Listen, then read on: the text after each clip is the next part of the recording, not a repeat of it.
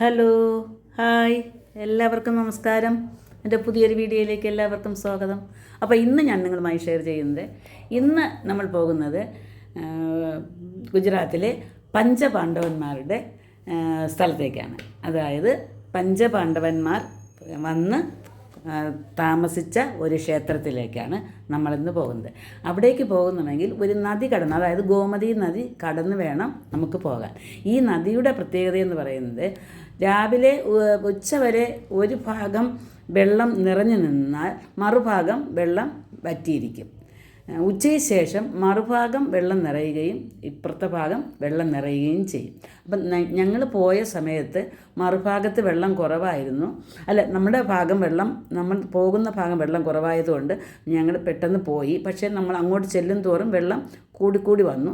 എന്നാലും നമ്മളത് കടന്നു പോയി. പക്ഷേ അവിടെ നിന്ന് സെക്യൂരിറ്റി പറയുന്നുണ്ട്, പെട്ടെന്ന് നിങ്ങൾ കണ്ടിട്ട് വരണം, വെള്ളം വേഗം കൂടും, അതിന് മുമ്പ് വരണമെന്ന് പറയുന്നുണ്ട്. ഞങ്ങളിപ്പോൾ അങ്ങ് നദി കടന്ന് പഞ്ചപാണ്ഡവന്മാർ തങ്ങിയിരുന്ന ആ ക്ഷേത്രത്തിലേക്ക് എത്തി. അപ്പോൾ നമുക്ക് അവിടേക്ക് ഒന്ന് കണ്ടിട്ട്, പെട്ടെന്ന് വന്നില്ലെങ്കിൽ നമ്മൾ വെള്ളത്തിൽ കുടുങ്ങിപ്പോകും. അതുകൊണ്ട് പെട്ടെന്ന് വരണം, നമുക്ക് വേഗം ഒന്ന് കണ്ടിട്ട് വരാം.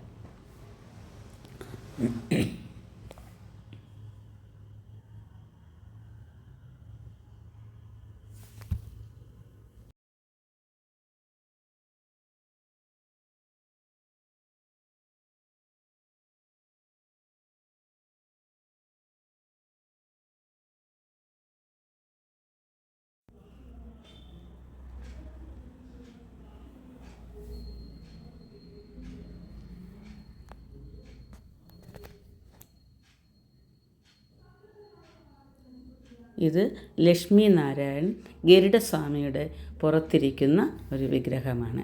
ഇവിടെ ഈ വിഗ്രഹം ഭഗവാനെ പ്രതിഷ്ഠിച്ചിട്ടാണ് പഞ്ചപാണ്ഡവന്മാർ ഇവിടെ 5 കിണറുകൾ കുത്തിയതെന്ന് പറയപ്പെടുന്നത്. അപ്പം നമുക്ക് ആ 5 കിണറുകളും കൂടി ഒന്ന് കണ്ട് പെട്ടെന്ന് മടങ്ങാം. അല്ലെങ്കിൽ നദിയിൽ വെള്ളം നിറഞ്ഞു പോവും, നമ്മളിവിടെ കുടുങ്ങിപ്പോവും. അതുകൊണ്ട് ഇത് പെട്ടെന്ന് നമുക്ക് കണ്ടിട്ട് വരാം.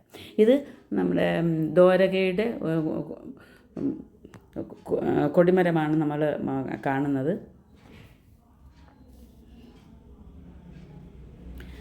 അപ്പം നമുക്ക് കിണറുകൾ കാണാം. ഇതാണ് 1ാമത്തെ കിണർ.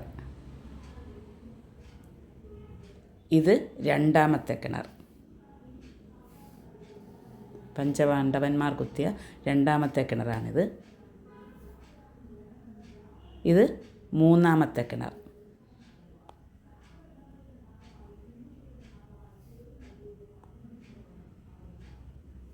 ഇത് 4ാമത്തെ കിണർ. അപ്പം ഇനി ഒരു കിണറും കൂടി ഉണ്ട്. ഇതാണ് 5ാമത്തെ കിണർ. അപ്പോൾ 5 കിണർ നിങ്ങൾ കണ്ടല്ലോ. പെട്ടെന്ന് ഓട്ടിച്ച് വിട്ടതെന്ന് വെച്ചാൽ സമയക്കുറവ് കൊണ്ടാണ്, നമുക്ക് വേഗം പോവേണ്ടിയിരിക്കുന്നു. അതുകൊണ്ടാണ് നമ്മൾ പെട്ടെന്ന് എടുത്തിട്ട് പോയത്. ഇനി നമുക്ക് ഈ നദി കടക്കണം, അതാണ് അതിൻ്റെ ഒരു പ്രത്യേകത. ഈ പാലം ഇപ്പോൾ പൊളിഞ്ഞു കിടക്കുകയാണ്. ഇത് മുന്നേ ഇതിൽ കൂടി ആൾക്കാർ പോകും എങ്കിൽ നമുക്ക് നദിയിൽ, ഇത് നല്ല സഞ്ചാരയോഗ്യമല്ല. സഞ്ചാരയോഗ്യമായിരുന്നുവെങ്കിൽ നമുക്ക് ഈ നദിയിൽ കൂടി പോവേണ്ടി വരില്ല. പാലത്തിൽ കൂടി ഇപ്പുറത്ത് വന്ന് വിശാലമായി ഇതൊക്കെ ഒന്ന് കാണാമായിരുന്നു. പക്ഷേ നമുക്ക് നദിയിൽ എന്ന് പറയുന്നത് പെട്ടെന്ന് വെള്ളം, ഇവിടെ നമ്മൾ വന്നിറങ്ങിയിട ഇപ്പം വെള്ളം കുറഞ്ഞു, നമ്മൾ പോവേണ്ട സ്ഥലം വെള്ളം കൂടിയും വരികയാണ്. അപ്പോൾ നമ്മളത് നദിയിൽ കൂടി വന്നു, ഏകദേശം വന്നുകൊണ്ടിരിക്കും. നദിയുടെ നടുക്കെത്തിയപ്പോൾ തന്നെ ഏകദേശം മുട്ടോളം വെള്ളം കവിഞ്ഞു. അപ്പോൾ ഓരോരുത്തരായിട്ട് ഇങ്ങനെ പതുക്കെ കൊണ്ടുവന്ന് കരയ്ക്ക് കയറ്റുകയാണ്.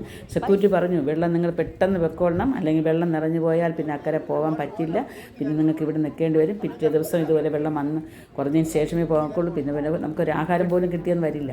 അതുകൊണ്ട് പെട്ടെന്ന് നമ്മൾ കടന്ന് മറുകര എത്താൻ വേണ്ടി വേഗം വരെയാണ്. അതാ കണ്ടില്ല, നിങ്ങൾക്ക് കാണാമല്ലോ, വെള്ളം നിറഞ്ഞ് അവിടുന്ന് കുറച്ചാണ് വന്നത്. പക്ഷേ നമ്മൾ നദിയുടെ നടുക്കെത്തിയപ്പോൾ ഏകദേശം മുട്ടൽ കവിഞ്ഞു വെള്ളം. അങ്ങനെ ഓരോരുത്തരായിട്ട് ഇങ്ങനെ കൊണ്ടുവന്ന് കരയ്ക്ക് കയറ്റുകയാണ്. അപ്പോൾ എൻ്റെ ഈ വീഡിയോ എല്ലാവർക്കും ഇഷ്ടമായല്ലോ. ഇഷ്ടമായിട്ടുണ്ടെങ്കിൽ എല്ലാവരും ലൈക്ക് ചെയ്യുകയും ഇതുവരെയും സബ്സ്ക്രൈബ് ചെയ്തിട്ടില്ലാത്തവർ ഒന്ന് സബ്സ്ക്രൈബ് ചെയ്യുകയും അടുത്തുള്ള കുഞ്ഞു ബെല്ലൈക്കൺ കൂടി ഒന്ന് ക്ലിക്ക് ചെയ്യണം. അപ്പോൾ എല്ലാവർക്കും ഇഷ്ടമാകുമെന്ന് വിചാരിക്കുന്നു. ഇതെല്ലാവരും കാണണം. അപ്പോൾ ശരി, ഓക്കെ, ബൈ.